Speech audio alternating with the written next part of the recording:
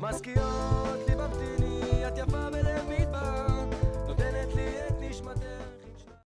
Shalom Uvracha, ma chérie, ce Shabbat, Parashat Vaïchi, c'est donc le fameux Shabbat où Yaakov Avinu va finir son existence et là il va quitter le monde et il va bénir ses enfants.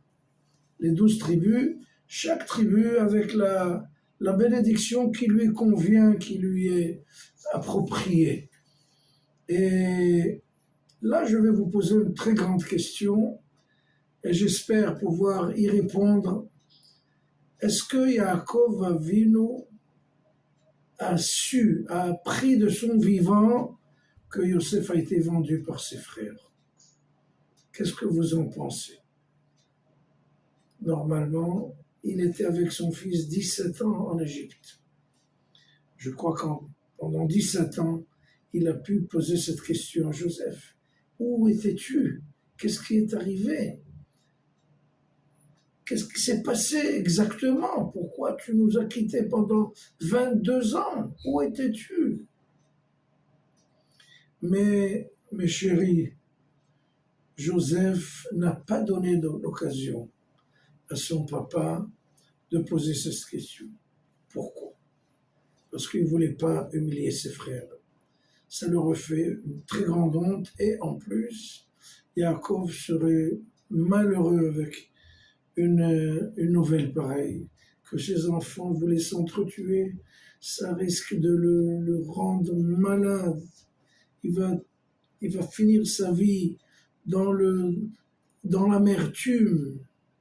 Donc Yosef n'a jamais donné l'occasion à son papa de lui poser cette question. La preuve, quand il a rencontré la première fois, après 22 ans, Yaakov Avinu était en train de lire le schéma Israël. Et là, donc, la première approche, il y avait de ses frères, son papa dit, je poserai la question plus tard. Là, Yosef, une seule fois, il le prend chez Pharaon pour le bénir.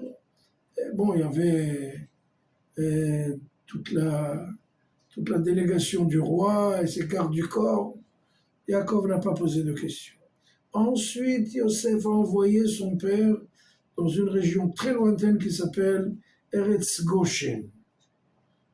À ce point-là, que Yaakov Avinu n'a pas trouvé cette occasion, ce face-à-face, pour poser la question à Yosef.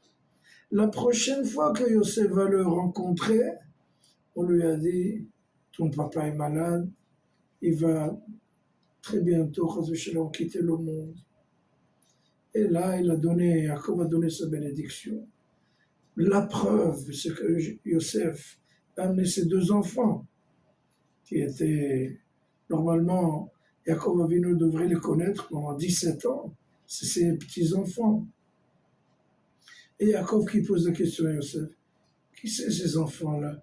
Il dit, c'est mes enfants. Donc, donnez-moi, je vais les bénir. Comment se fait-il que Yaakov ne connaissait pas les enfants de Yosef? Eh bien, c'est ce que je viens de dire. Tout simplement, Yaakov a été éloigné par Yosef.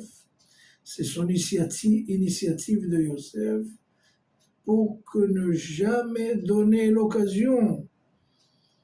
Et si vous voulez, le moment propice pour poser cette question. En fait, Yosef, c'est pour ça qu'on l'appelle Yosef Hatzadik, le saint, l'intègre, le tzaddik.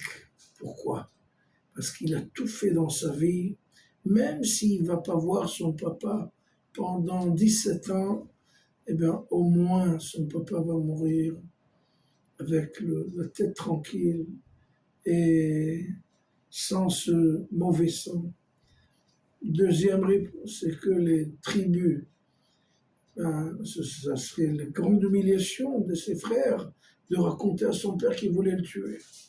Donc, par conséquent, Yaakov Avinu a quitté ce monde sans jamais avoir entendu l'histoire de la vente de Yosef, Shabbat Shalom.